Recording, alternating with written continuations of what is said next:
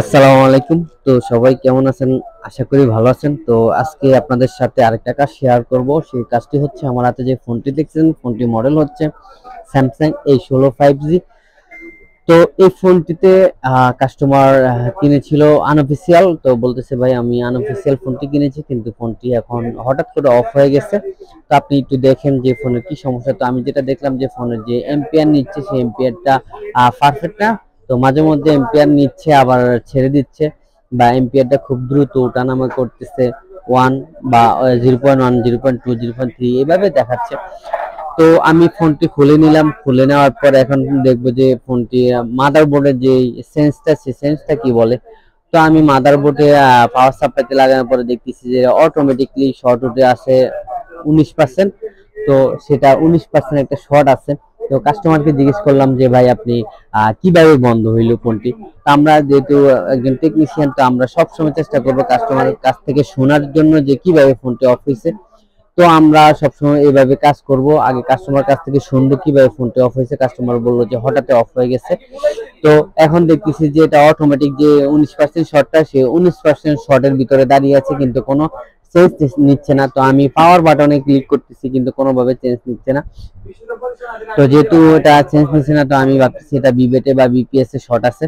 তো সেই হিসেবে আমি দেখতেছি যে ফোনটি যখন চার্জারে লাগাচ্ছি তখন গরম হচ্ছে। তো আমি চার্জারে লাগানোর পর যেহেতু ফোনটি গরম হচ্ছে, সেক্ষেত্রে আমি চার্জিং আইসি প্লাস সিপিইউ এমএমসির উপরে আমি একটু স্মোক দিয়ে তারপরে ফোনটি চার্জারে লাগাচ্ছি। চার্জারে লাগানোর পরে আমি যেটা খেয়াল করলাম সেটা হচ্ছে চার্জিং আইসিটা হিট হচ্ছে, বা চার্জিং আইসির পাশও হিট হচ্ছে। তো পুরোপুরি স্টিলের যে প্যানেলটা সেটা উঠাইনি। তো না উঠানোর পর আমি যেটা ধারণা করলাম যে চার্জিং আইসিটা হিট হচ্ছে, বা আশপাশে অনেক হিট হচ্ছে চার্জারে লাগানোর পরে। তো আমি এখন যে জায়গায় হিট হচ্ছে ওই জায়গায় আমি স্টিলের প্যানেলটা উঠিয়ে নিলাম। উঠানোর পরে এখন আমি আবারও ভালোভাবে ক্লিন করে দেখবো যে কোথায় গরম হয়। তো আমি ভালোভাবে ক্লিন করে নিলাম। এখন স্মোক দিয়ে দিব। আবার দেওয়ার পরে আমি আবারও চার্জার লাগানোর পরে আমার যে প্রবলেমটা আশা করি সেটা আমি দেখতে পাবো ভালোভাবে। তো কিসের থেকে এই সমস্যাটা হয়, কিসের থেকে প্রবলেম গুলা হয়, বা কিভাবে সলিউশন করবো আজকে আপনাদের সাথে শেয়ার করব। তো যেহেতু ফোনটি চার্জে লাগালে অনেকটা হিট হয়, কোন আইসিটা হিট হয় সেটাই আমরা এখন দেখবো, কি চার্জিং আইসি হিট হয় না সিপিইউ হিট হচ্ছে। তো স্মোক থেরাপি দেওয়ার পরে আমি ফোনটি আবারও চার্জারের সাথে কানেক্ট করব। তো চার্জারের সাথে কানেক্ট করার পরে দেখবো যে আমাদের আইসিটা কোনটা হিট হয়। তো আমি দেখতেছেন আপনাদের এখানে যে চার্জিং আইসির একটু হালকা ডান পাশে উপরিভাগে একটি আইসি হিট হচ্ছে। তো সেটা কি আইসি, সেটা যেটা আমি ধারণা করলাম সেটা হচ্ছে ওবিপি আইসি, চার্জিং ওবিপি আইসি। এই আইসিটা হিট হচ্ছে। তো আমি এই আইসিটা কেন হিট হচ্ছে, হয়তোবা এই ফোনটি চার্জিং সেকশন থেকে ডেড হয়ে গেছে। তো আমি বর্ণিত দেখলাম যে এই আইসিটা ওবিপি আইসি, এটা চার্জিং আইসির পাশেই আইসিটা আইসিটা সেই আইসিটা হিট হচ্ছে, গরম হচ্ছে। তো বুঝতে পারলাম যে এই আইসিটা ওবিপি আইসি। তো যেহেতু আইসিটা হিট হচ্ছে সেই ক্ষেত্রে আমি এই আইসিটাকে রিমুভ করে দিব। দেখুন এটা 6 লেগের একটা আইসি। তো আমি আইসিটা রিমুভ করে দিলাম। রিমুভ করে দেওয়ার পর এখন দেখব যে ফোনটি চালু হয় কিনা, বা ফোনটি অটো যে শর্টটা সেই শর্টটা আছে কিনা। তো আমি আইসিটা উঠিয়ে নিলাম। এখন আমি মাদারবোর্ডে আবারও লাগিয়ে নিলাম। মাদারবোর্ডটা ডিসপ্লের সাথে লাগিয়ে আমি চেক করব যে ফোনটি চালু হয় কিনা। তো আমি দিচ্ছি।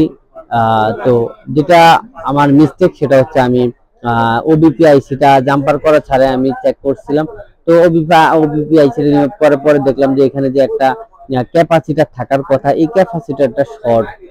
ক্যাপাসিটারটা যেহেতু শর্ট, এই ক্যাপাসিটারটা আমি রিমুভ করে দিয়েছি। রিমুভ করার পরে দেখতেছি যে এখানে এখন আর কোনো শর্ট নেই। তো যেহেতু ওবিপি আইসির পরে অলরেডি ওবিপি আইসিটা রিমুভ করে দিয়েছি, আমার কাছে ওবিপি আইসিটা নেই। তো আমি এখানে আরেকটা ওবিপি আইসিটা ইনস্টল করা প্রয়োজন, কিন্তু সেক্ষেত্রে আমার কাছে ওবিপি আইসি নেই। তো সেজন্য আমি যেহেতু ওবিপি আইসি জাম্পার করে দিব, সেটা মোবাইলের জন্য একটু বিপজ্জনক। তারপরে যেহেতু আমার আছে কোনো অপশন নেই, সেহেতু আমি ওবিপি আইসিটাকে আমি রিমুভ করে দিয়েছি, কিন্তু ক্যাপাসিটারটা আবারও লাগিয়ে দিব। কেননা ক্যাপাসিটারটা আমার এখানে অনেকটা ফিউজ হিসেবে কাজ করবে। তো আমি অলরেডি কিন্তু ওবিপি আইসি রিমুভ করে দিয়েছি। এখন দেখতেছেন যে ফোনটি রান করছে। তো আশা করি ফোনটি রান করবে।